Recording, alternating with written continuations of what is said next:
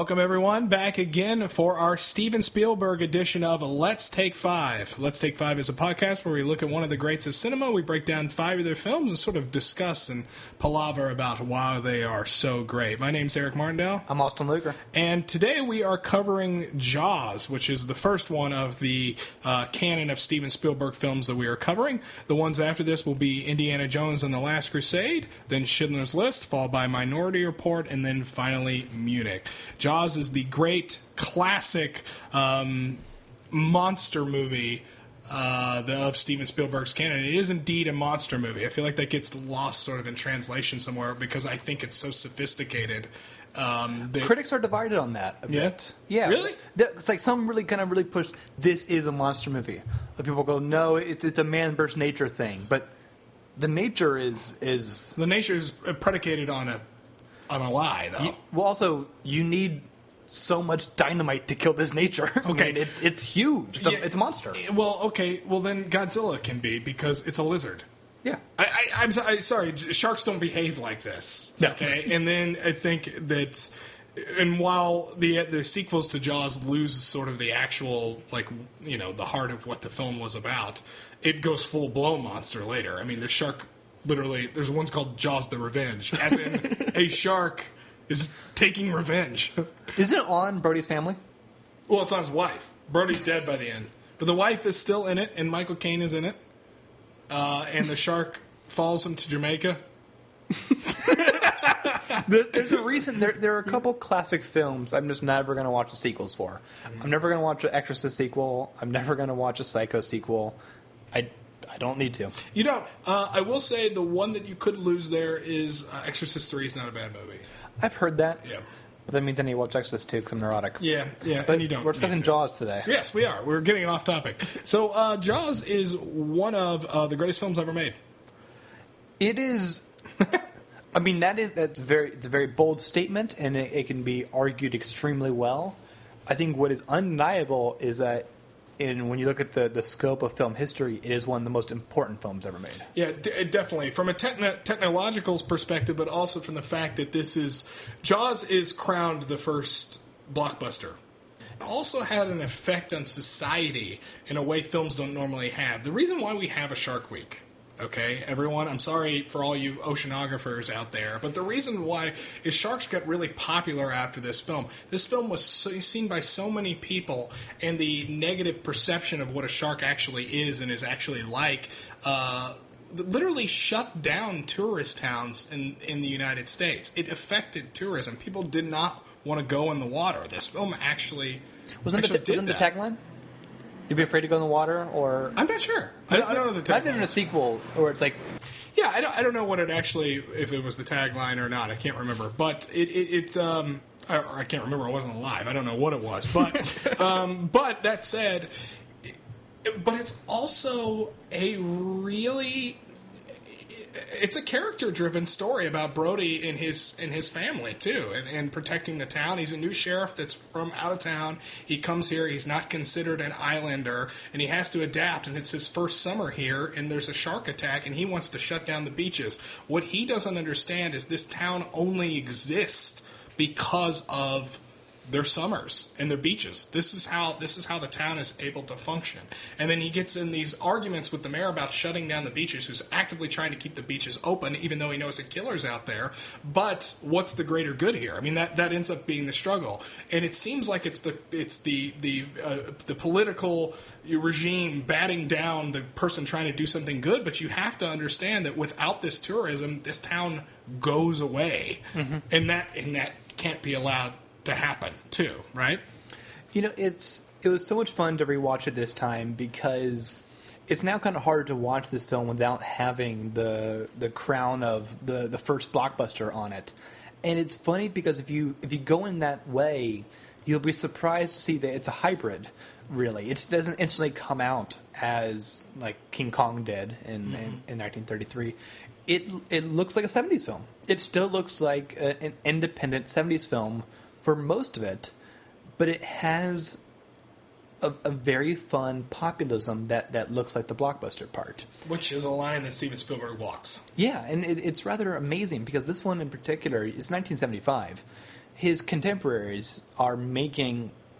Once the Hollywood code breaks down, they're using that to make really edgy things. The ones that are considered really interesting cinema are... I mean, the first Scorsese film is Who's That Knocking at My Door, which is borderline incomprehensible at times, but it's jarring and interesting and evocative. I mean, you got Coppola, what he's doing at this time right now. You have these people doing these things, and Spielberg, this is his third film, and he's approaching it real... I mean, Duel, I mean, it's very much in a bit of a grindhouse vein, but it's also in a, we're going to have a lot of fun. And Jaws is fun, while also being really, really interesting. Really interesting is the correct word. I was afraid you were going to say scary, because the movie is definitely has scary elements to it. I mean, it is a shark that's killing him, but also it's the way Brody reacts to these situations, and he's an interesting character. I mean, he's someone who's actually afraid to go in the water. Which is, I mean, the characters they're detailed, you know, they're layered. They have their own motivations. Then you meet Quint, played by Richard Dreyfuss, who took this role. Nope. Wasn't going to Robert take Shaw. No, I'm talking about Richard Dreyfuss. He's Hooper. I said Quint. Quint is Robert Shaw. I stand corrected. It's definitely Okay. that way. No, you're absolutely right. You made me believe it. That's how convincing you are sometimes. Well, I know the film really well, but yeah, you're right. He's definitely Hooper. Because I'm imagining Quint shouting Hooper over and over and over again. You thought he was shouting his own name. I'm Hooper! Anyway, Richard Dreyfuss takes this film... I thought you were arguing about Richard Dreyfuss is why I was being asked. No. So Richard Dreyfuss takes this film on a lark because he thinks that his career is over. He's just seen himself in the last film that he did, and the name escapes me right now, and he thought he was awful in it. But the offer was still on the table to do Jaws, which he would already basically said, yeah, I'm going to turn that down. And immediately after seeing himself in that feature, he accepts this role and he takes it. And I'm really happy he did.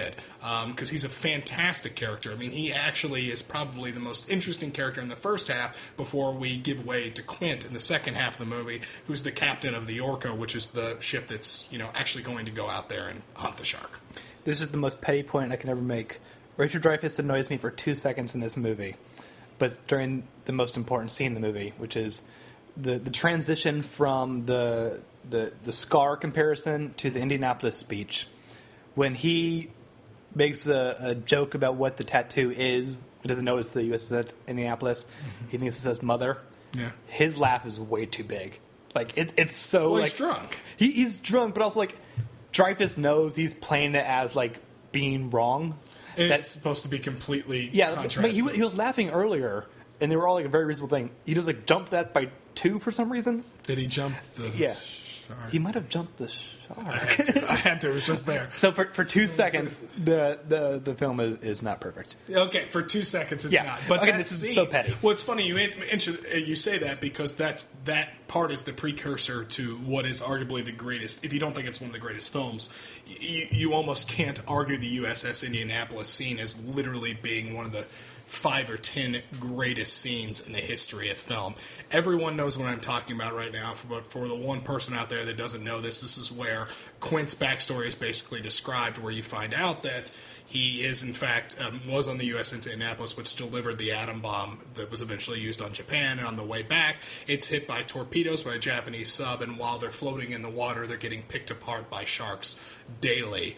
And the monologue is so incredible, and it actually gives that detail that probably was lacking in Quint to that point, that ends up sort of explaining the way he behaves for the rest of the film. And it's wonderful. It's absolutely wonderful. It's actually probably...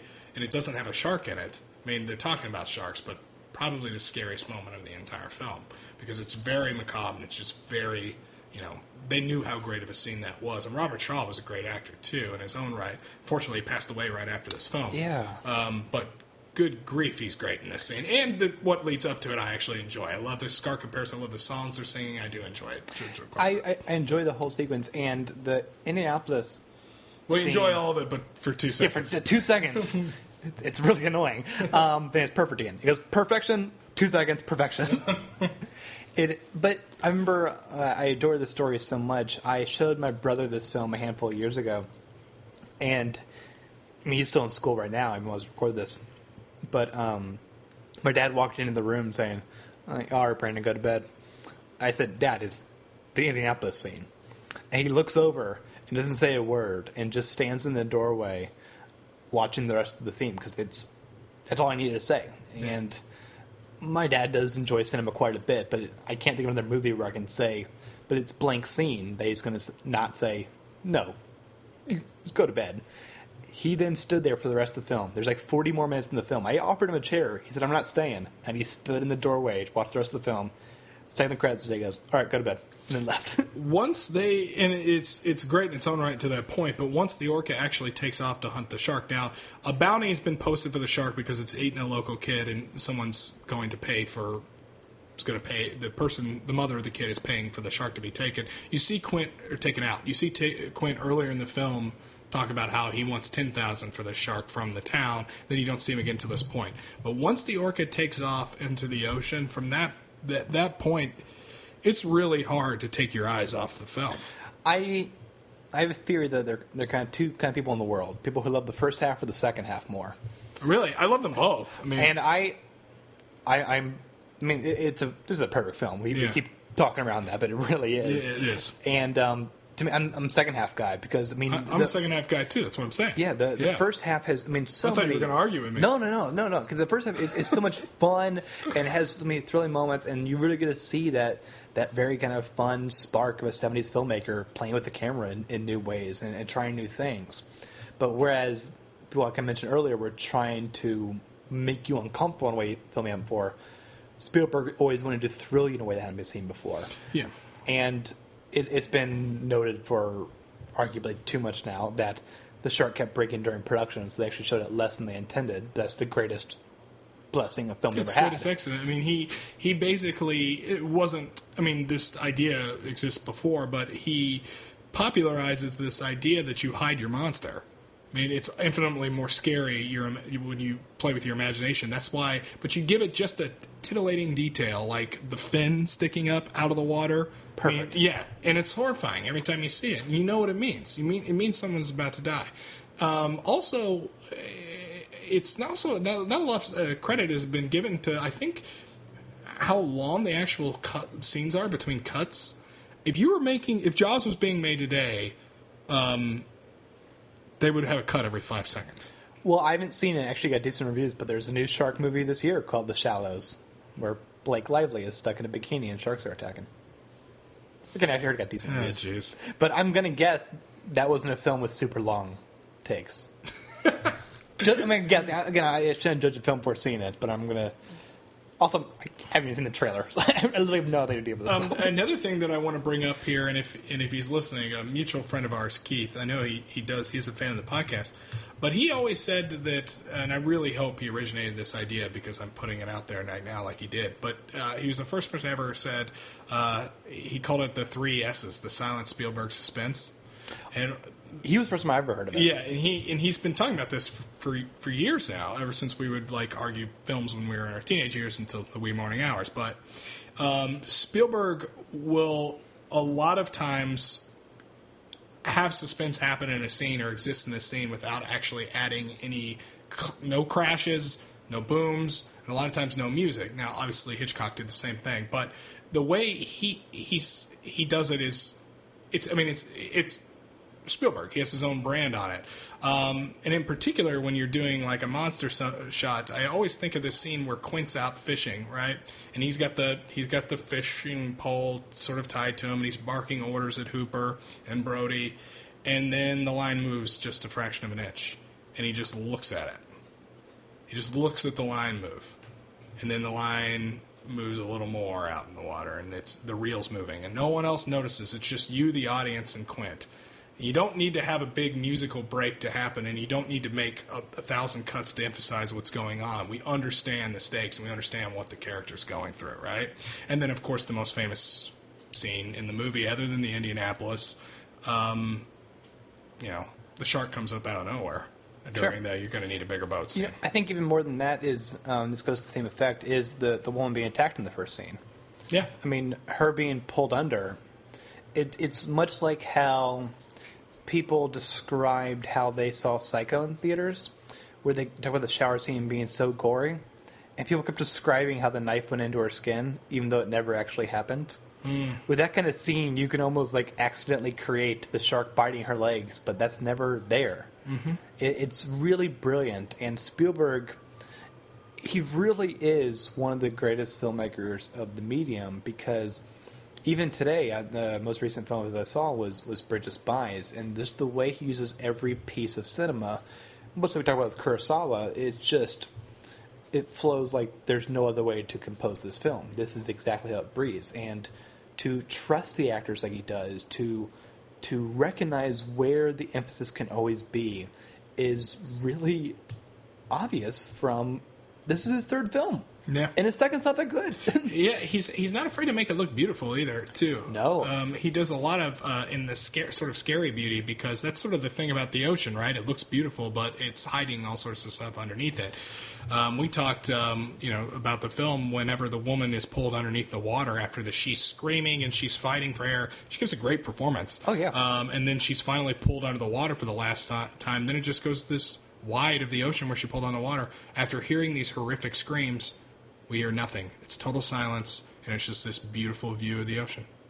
Well, I think it goes to what Spielberg wants. He wants you to...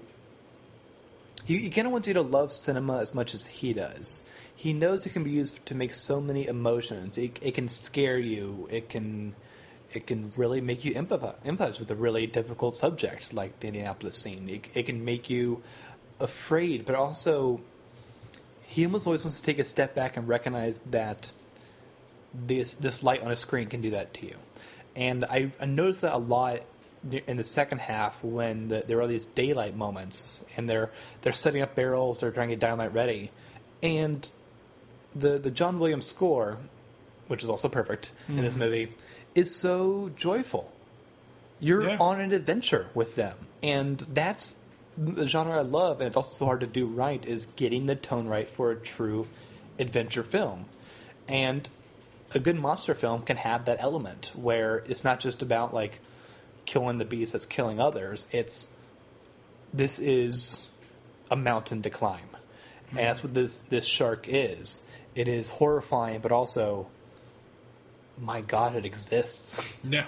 And it's such a... And it's going to keep killing people until they do something about it. Yeah. And that's established, so... And he plays with scope so incredibly, because I noticed in those scenes, obviously, it's just them on a boat. And you don't see anything else in the water as they have any kind of shot. It's just very empty water. But he has that also as well so early in the film. Even when during a crowded beach, when you look at someone in the water, it's typically just one person, and there's no one else in the blue in the frame. You just kind of always recognize that is the shark's domain. That is what the shark... You're only seeing the tip of the iceberg in the most literal sense I can talk about. Yeah. He has everything else going on. And that's just what he's doing by placing the camera in the right place. He's making you kind of recognize those things without telegraphing it too well.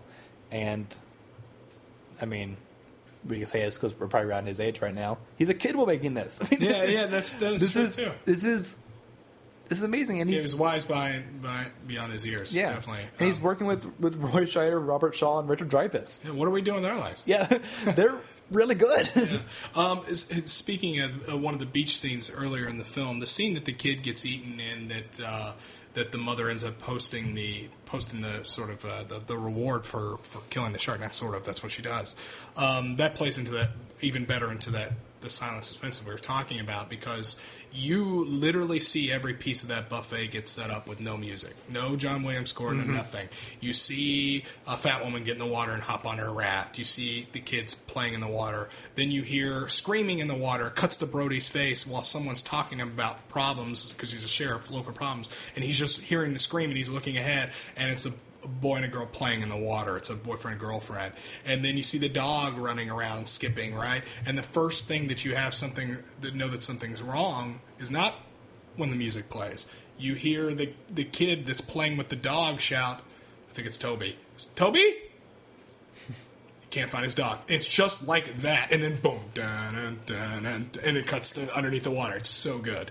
That's what Spielberg does so well, is that he wants you to have the empathy of the moment. You're not just observing the characters once. you start to take on those ones yourself. Because in that moment, I love that sequence so much because Roy Scheider is sitting in a chair that is typically comfortable, but he does not look comfortable in it. Nope. He is so still, and I love when people are talking to him. The film teases you because the person talking to him is in focus, but it only takes about a third of the screen. The other 2/3 is out of focus, and it's the water. And I've seen this scene a million times. I'm never looking at the guy's face who's in focus. Mm-hmm. I'm looking at that person in the water going, is this going to be the moment? Yeah. Spielberg's doing that on such a wonderfully subliminal level that is never cheating the audience. It's putting you on that beach. I feel like a lesser movie wouldn't have had an event happen in that scene. It would have been all a big false scare, but no, someone does die in that scene. Yeah. And it's really creepy and really powerful. Because it means something that the sheriff was so right that it happened immediately. Yeah, it happened. Yeah, it happens instantaneously. But something that's happening in the film to this point too, and the talk about people talking to him and him not hearing him. In this film, there are so many instances where it's hard to discern who's actually speaking because there's large groups of people talking. This is incredible. Literally, it has to be intentional. So the first 25, 30 minutes of the film, it's a large group of people barking at Brody and Brody barking back. And literally, it's hard to tell what is being said in the movie. The only time people shut up for the first 30 minutes of the film is when Quint scratches his nails on that chalkboard. And it's completely different from then on.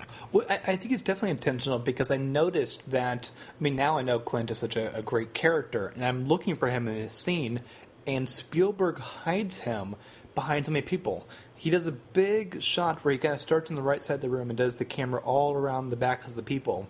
So you only occasionally see him over people's shoulders, but only if you're really looking for him. Yeah, and he's not being noticed. And this is when it's built into a fever pitch, all the people talking and whatnot, because there's no one really for Brody, and his wife to a lesser extent, but there's no one really for Brody to bounce his ideas off of until Hooper enters. So this is like kind of before that happens, and you have these large groups of people just talking and talking and talking and talking. It's Quint scratching his nails on the chalkboard, and everyone turns around, and he delivers one of his incredible monologues.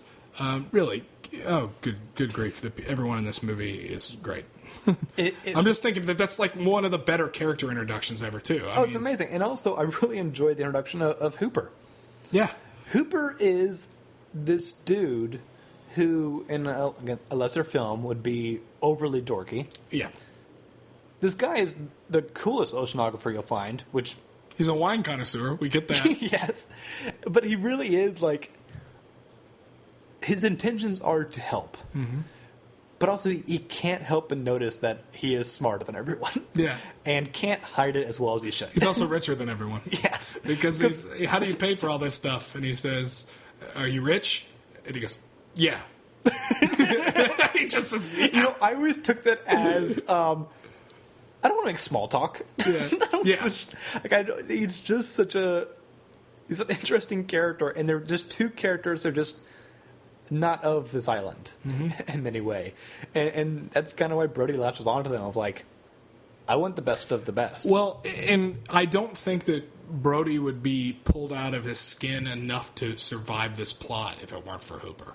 I think, I remember parts earlier, we're going to go do this. I can't do that right now. We were talking about cutting over the show. Yes, you can. He goes, I can't. Yes, you can. Like he's kind of that, he's kind of the good angel in his ear to the bad angel, which would be Quint. Sure. And Quint has such ridiculous, like, wilderness confidence of he's on a revenge kick too. Yeah. He kills sharks because he hates them. Yeah. That's what I get from it. But he just seems like... he respects them and loves them, but he hates them. Yeah. But he just presented as almost like more than a real person. Mm-hmm. He's Quint. He was never a child. He was born this way. Yeah. It's just that kind of guy. And Hooper and Brody are such real people. And I love when Brody is saying goodbye to his wife and going out on the boat because he's not great with water. But he's doing the Captain America thing of, this is my role here. I need to protect this thing. And it is not right for me to not be on the boat even though I'm risking everything. This is is nobility. It's his superpower. Also, the Spielberg knew the majesty of that scene and what it meant too, because once Brody says goodbye to his wife and gets on that boat, welcome to Act 2 of the film, and it knows it. It literally has like a curtain call because the camera films on the boat sail off into the sunset, and then now we don't see land again. And because we do spoilers on this podcast, we're just going to say it. In reference to so many other blockbusters, in that all of the blockbusters, there's a death count to this film of main characters. Yeah. There's a major death count in a way that where we are so obsessed with sequels and how characters are perceived and yada yada blah blah blah. It's really weird to modern audiences that one person makes it off the boat. Well, two, because Hooper's alive. I keep forgetting he lives. Yeah. He just really hurt. Yeah, no, well, Yeah. he goes down in the cave. He does the really brave thing in their last-ditch attempt because the boat's sinking at that point. So they're literally waiting to get eaten by the shark. Quint doesn't put on a life jacket. Quint gets eaten in a horrific way. That scene is hard to watch. I've watched that moment, and Because he's being eaten on dry land, essentially. You get to see it. It's not underneath the water. that moment is so incredible because since they hid the shark for so long, accidentally, but at this point, the art speaks for itself. Yeah. This film's edited brilliantly. So when the shark first appears and you see the big mouth, you could, if you had him set up well, you would just see a rubber mechanical shark. Yeah. But you don't. Because you're now seeing, you are now afraid of this fictional shark. Yeah, and it's hanging on the boat. Yeah. And the boat's tilting that direction. Everything's sliding towards its mouth.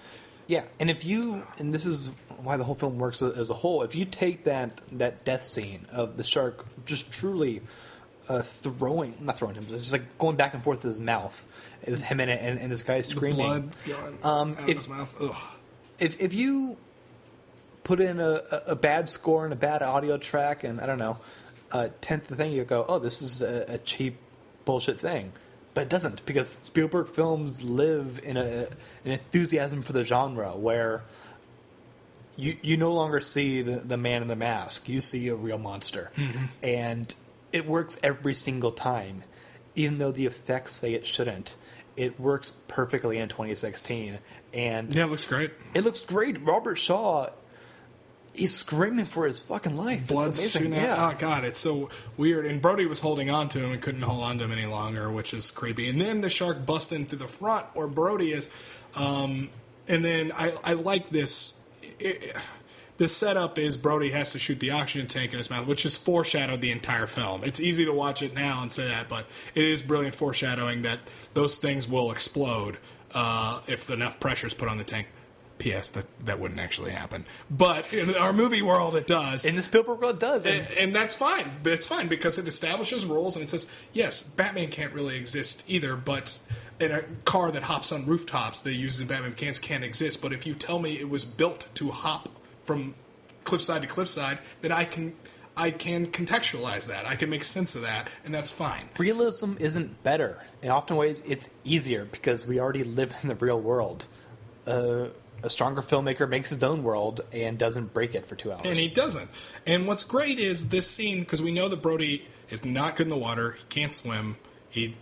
And the boat is sinking, and he's going down with the boat, and he has to make the shot. And he has where he's shooting at the tank, or he's shooting at the shark who swallowed the tank, and it blows up. And also, at this point, because it happened so quickly, and again, brilliantly figured out by Spielberg, we now know that the shark could win. Yeah. Once Quint is taken down, that's where we kind of go, these two guys shouldn't be able to do this very well. And it still works. You really don't know if Brody's going to make it. And the other added pressure is, too, they go to a wide when the ship is sinking, and you see the ship sort of bobbing up and down in the water, the boat going up and down. And you get a measure for how difficult the shot is, too, right? So that's incredible. In the end, Hooper pops out of the water, and they swim back to shore. Now, that shark that explodes, he comes back. He puts himself back together, and he comes back for a couple more movies. So I know you don't know anything about the movies, but I want to say this before we go on. Do they have to exist? My favorite one is Jaws 3, which... Well, it's not my favorite one. My favorite one's Jaws. I'm joking. I'm making fun of this. Jaws of Revenge is too terrible to enjoy. But Jaws 3D... It's 3D. When it came out, it was a 3D film. It's now known as Jaws 3. But it was Jaws 3D. You know it takes place in SeaWorld, right? I heard there was one in a theme park. Yeah. Oh, yeah. He gets in there. I don't need to say anything more. The second one does just try and attempt at an actual sequel in the sense that, like Halloween 2 does with Halloween. It takes place in the same town. They have the same mayor in it. Like, it's really dumb that they don't trust Brody about sharks because it's sequelitis. You know what I mean? Like Ghostbusters 2? Yeah, kind of. Only I like that movie. but I get what you're saying. Yeah. But yeah, actually no. That's the measure of it. But Ghostbusters was right for a sequel in the way that Jaws is not. Oh, no. Okay, so I've not seen Jaws 3. 3D. It's but I'm going to now pitch the opening scene of what I think it should have been. And it's also going to merge with another successful aquatic franchise. You're going to have the kid, he's out there on the wall, and Willie jumps over the wall. But Jaws jumps in. Yeah, oh my god, I'm still waiting for that Free Willy.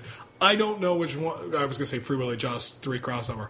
I don't know which one of those movies is worse. Because I really hate Free Willy. What about Free Willy 2, The Adventure Home? Is that what it's called? I hope yeah, so. it is. But anyway, there is a death in the film where Jaws chases people on skis. And everyone in the theme park can see Jaws. I say Jaws, it's his name. It's not like Bob the Shark and Jaws the Shark. Now, but they see him. film nerds call him Bruce because that's the name of the nickname of the mechanical shark. But anyway, he's chasing the people on the skis, and everyone can see it, but they can't. And the shark literally must be going like 40 miles an hour. I don't know how fast sharks swim, but it looks really weird. Anyway, that's enough of that. Henry Winkler jumps over him. All right. Couldn't have ended it better. Absolutely. All right. That was episode 21 of Let's Take 5. And we just talked for 32 minutes because we're two dudes with the topic of Jaws. This was always going to happen. This was the fastest 32 minutes. It is kind of a dude film, too. I think. Yeah. I mean, Act 2 is the most dude film you can ever have. Yeah. In a good way, though. Yeah, like, it's not like it's not like exclusive in that way. No, it's awesome, and it's awesome is the right adjective for it. I'm going to stick with it.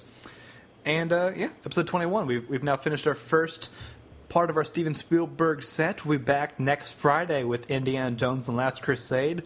But until then, you can leave us your comment about Jaws and what parts were incredible, or if you have 2 seconds you don't like. Let us know that. But if it's more than 2 seconds, we're going to be very annoyed. You can go to theartimmortal.com, and you can leave a comment on any of our threads, or you can email us at letstake5@theartimmortal.com. You can follow us on Twitter at @TheImmortalsPod, where we share that with the other podcast at The Art Immortal, which is The Immortals, where every week we review one of the 1001 movies, albums, food, songs, children's books, and TV shows you must see before you die. And the film we covered this week was The King of Comedy, starring Robert De Niro, our first Take 5 person, and Martin Scorsese. Oh yeah, I like it. I like it too. Yeah, it's weird. If you want to catch me, you can catch me on my YouTube channel, Constant Diversion. I review video games on there, and that's about it. That's it. Yeah. Not very interesting. I'm not as interesting as Austin. I just say the word immortal a lot. It sounds like a lot of things. But he's interesting like a Bond villain's interesting. You guys don't know him the way I do. It's flavor. And I hope you never will. We'll catch you all next time, guys. I'm Austin Luger. I'm Eric Bardell. Bye, everyone. Bye-bye. You all know me. Know how I earn a living. I'll catch this bird for you, but it ain't gonna be easy. It's bad fish. Not like going down the pond chasing bluegills or tommy carps. This shark, swallow you whole.